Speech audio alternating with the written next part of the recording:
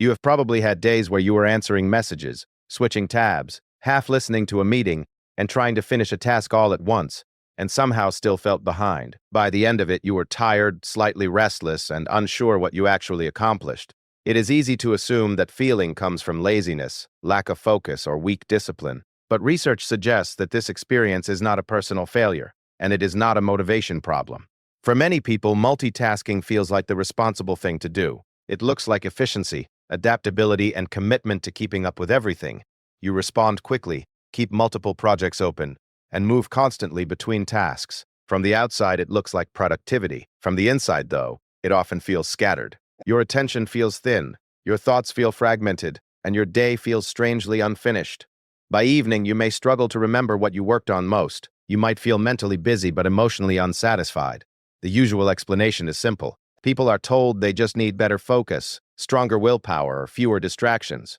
If you cannot concentrate, the story goes, you are not trying hard enough. If you jump between tasks, you lack discipline. This explanation sounds reasonable, but it does not match what research actually shows. Studies consistently suggest that the human brain does not truly multitask in the way we imagine.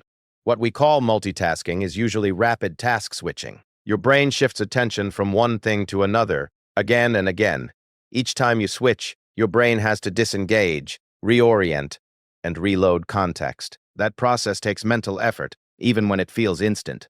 You do not notice this effort directly. What you notice is the feeling of staying active. Because the switches happen quickly, it feels like you are doing several things at once. In reality, you are doing them in pieces. Research suggests that every switch creates a small cognitive cost. It is like reopening a file in your mind over and over. Individually, those costs seem minor. Over hours, they accumulate. Your attention becomes fragmented. Your mental energy slowly drains. This is not because your brain is weak. It is because it is working exactly as designed. Human attention evolved for depth, not constant switching. It works best when it can stay with one context long enough to build momentum. Modern work environments rarely allow that. Notifications, emails, chats, and overlapping responsibilities interrupt constantly. So the brain adapts by staying in a semi-alert, semi-fragmented state. It learns to expect interruption. Over time, this state starts to feel normal. You become used to divided attention. At work, this often looks like having multiple windows open at once. A document, a spreadsheet, a messaging app, and a browser tab all compete quietly. You may write a sentence, check a message, glance at a notification, then return to the sentence. Each return requires rebuilding your train of thought. In meetings, you might listen while answering emails. You catch parts of the conversation but miss the deeper flow. On your phone, you scroll between apps in short bursts. Nothing holds your attention for very long. At home, you might watch something while checking messages and thinking about tomorrow. Rest becomes mentally busy. None of this feels dramatic. It feels normal. Because you are always doing something, it feels productive. Movement is mistaken for progress. Research suggests that people often overestimate how well they multitask. We feel efficient because we are active. But activity is not the same as sustained thinking. Being busy is not the same as being mentally present. When tasks are broken into fragments, understanding becomes shallow. Memory becomes weaker. Your brain stores information best when attention is stable.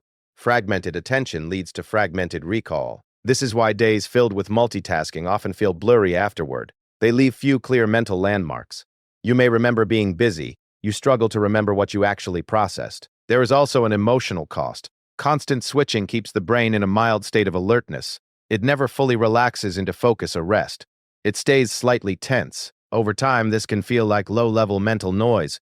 Not anxiety exactly, but not calm either. People sometimes describe it as feeling mentally cluttered, like having too many tabs open in the mind. The uncomfortable truth is that multitasking often feels good in the short term.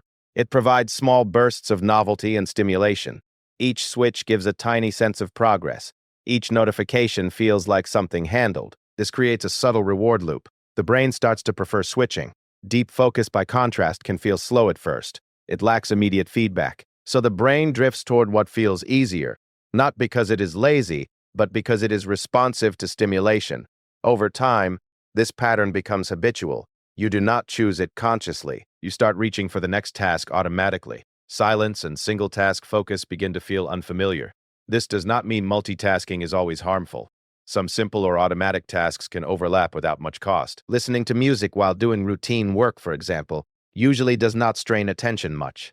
Familiar activities can share mental space. The problem arises when multiple tasks require thinking, language, or decision-making at the same time.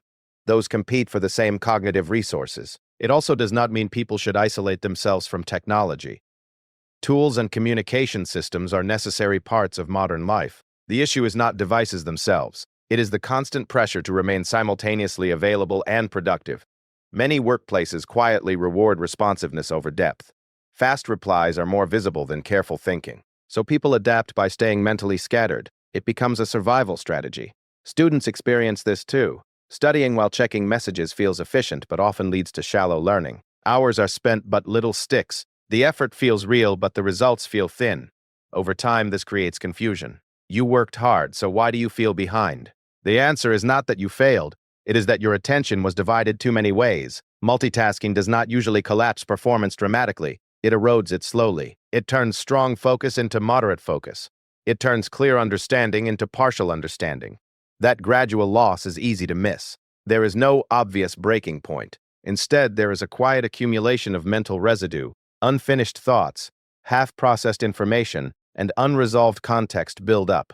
By the end of the day, your mind feels crowded, not overwhelmed, just full. This is why rest sometimes does not feel refreshing anymore. The brain is still carrying fragments. Even during downtime, unfinished tasks linger in the background. Attention never fully disengages. Understanding this is not about blaming yourself. It is about recognizing how human attention actually works. Your brain is not designed for constant division. It is designed for sequencing. It wants to give one thing priority at a time. When it cannot, it compromises. Multitasking feels efficient because it matches external demands. It feels responsible, engaged, and modern. But internally, it creates a quieter cost, a slow spreading of attention across too many places. That cost does not show up on schedules or productivity trackers. It shows up in how your mind feels at night. It shows up in vague fatigue, scattered recall, and a sense of never being fully done.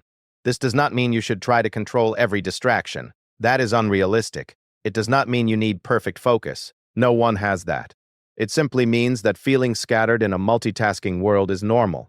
It is a predictable outcome of how attention works. Many people assume something is wrong with them. In reality, their brains are responding logically to their environment.